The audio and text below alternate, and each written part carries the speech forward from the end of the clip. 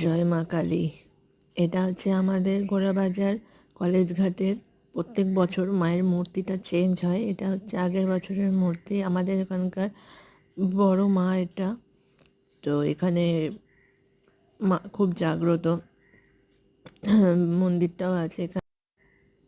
এখানে পুজোটা হয় অনেক রাত্রেই, কারণ অমাবস্যা রাত্রে পুজো হয়, প্লাস চতুর্দশীতে যেটা হয় মানে কালী পুজোর সময়, সেটাও রাত্রেই হয়।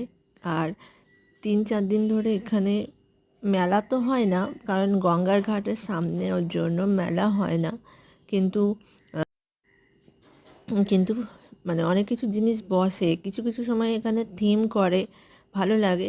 কারণ এর পেছনটাই হচ্ছে ভাসান দেওয়ার জায়গা, তাই অতটা জাঁকজমকভাবে হয় না, লাইটিংয়ে ভর্তি থাকে। এটা তোমাদের সামনে একটা ভিডিও দেওয়া আছে, তোমরা দেখে নিতে পারো। আগের বারেরও ভিডিও দেওয়া আছে, এবারেরও ভিডিও দেওয়া আছে।